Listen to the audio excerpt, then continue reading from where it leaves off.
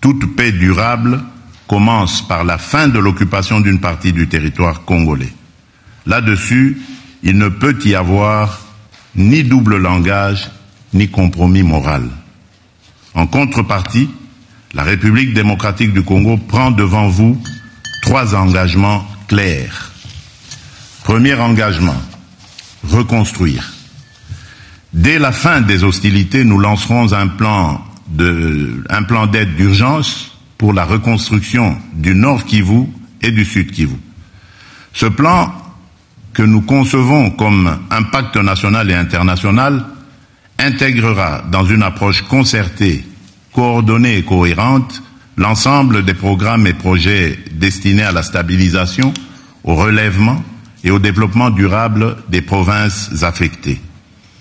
Il visera à mobiliser environ 5 milliards de dollars à l'horizon 2026 pour la réouverture des écoles, la réhabilitation des centres de santé, la reconstruction des routes, le rétablissement des services sociaux essentiels et le retour digne des personnes déplacées. Il ciblera ainsi la sécurité alimentaire car nourrir une famille, c'est déjà commencer la paix. Ce plan sera coordonné, unifié et transparent. Aucun territoire ne sera abandonné, aucune communauté ne sera laissée en marge. Deuxième engagement, protéger les plus vulnérables et responsabiliser les auteurs. Nous allons renforcer notre cadre juridique relatif à la protection des déplacés et des victimes de catastrophes humanitaires, notamment par l'intégration en droit national de la Convention de Kampala de l'Union africaine et l'adoption d'un dispositif légal pérenne de financement de l'action humanitaire et de réduction des risques.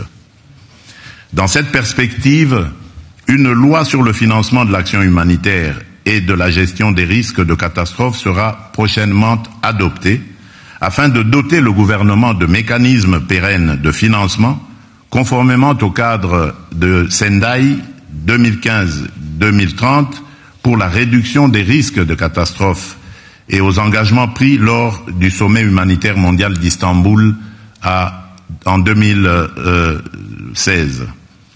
Nous veillerons à ce que les survivantes de violences sexuelles soient reconnues comme victimes de guerre, accompagnées, soignées et réparées. Je tiens à rappeler que la redevabilité constitue une exigence fondamentale de la paix durable. Les administrations parallèles instaurées par l'AFC M23, les violations graves des droits humains et les atteintes aux civils ne resteront pas impunies.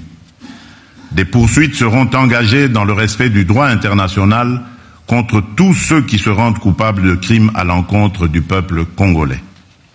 Troisième engagement, transformer la crise en levier de stabilité régionale. Nous ne venons pas seulement demander de l'aide humanitaire, nous venons défendre une vision politique. La paix durable dans les Grands Lacs ne sera possible que si la région choisit l'intégration économique et la prospérité partagée plutôt que le pillage et la prédation. L'avenir de la région ne peut pas être fait de trafics transfrontaliers illégaux d'or, de coltan ou de cobalt, alimentant des groupes armés. Il doit être fait de coopération économique formelle, d'infrastructures interconnectées, d'industrialisation locale, de valeur ajoutée créée sur le continent et d'opportunités offertes à la jeunesse. C'est cela, la paix durable. La sécurité est nécessaire à la prospérité. Mais la prospérité, elle aussi, est une condition de la sécurité. Mesdames et messieurs, ce qui se joue ici à Paris dépend. Il va intensifier ses efforts pour faciliter l'accès de l'humanitaire vers l'est de la RDC.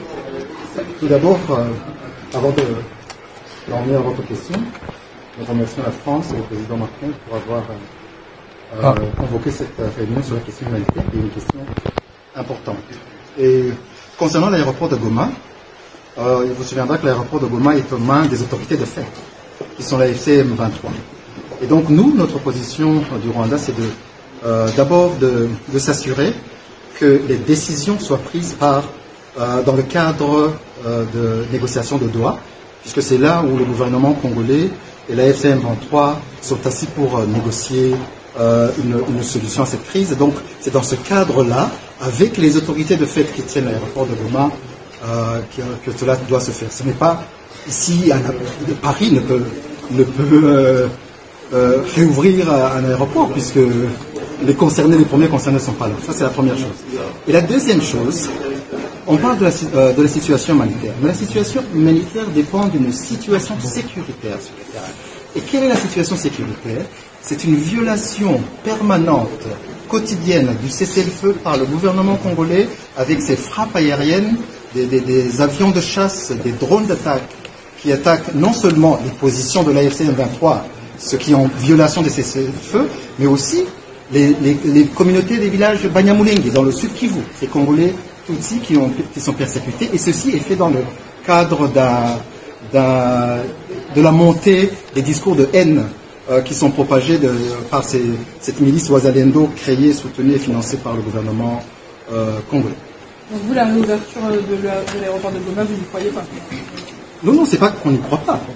Il faut d'abord procéder d'une façon ordonnée, puisque l'aéroport de Goma n'est pas un aéroport qui est dans l'air.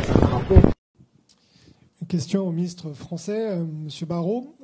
Quelle garantie avez-vous obtenue pour la réouverture de Goma? Avec qui, tout simplement, avez-vous négocié pour que cet aéroport rouvre? Le M23, le Rwanda, qui? Merci.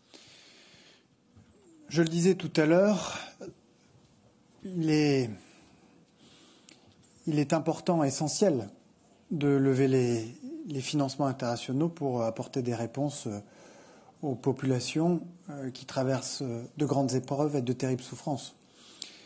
Encore faut-il que les travailleurs humanitaires puissent faire leur travail dans des conditions de sécurité acceptables, et le président de la République a relevé tout à l'heure que 13 d'entre eux avaient perdu la vie depuis le début de l'année. Et encore faut-il que les voies d'accès soient ouvertes. Et c'est la raison pour laquelle les médiateurs américains et qataris, de même que les autorités congolaises et rwandaises, souhaitent que ces voies puissent laisser entrer ou puissent s'ouvrir pour laisser entrer l'aide aussi massivement que possible. Cette conférence internationale a été l'occasion d'accélérer les discussions sur ce sujet, qui vont se poursuivre dans le cadre de la médiation qatari, avec une impulsion nouvelle qui aura été donnée ici depuis Paris. Nous sommes arrivés à la fin de cette édition. Merci à vous de nous avoir suivis jusqu'ici. Si vous avez apprécié ces contenus, n'oubliez pas de vous abonner à notre chaîne, d'activer la cloche de notification pour ne rien manquer de nos prochaines vidéos. Likez et partagez cette vidéo. On se retrouve très prochainement. À bientôt.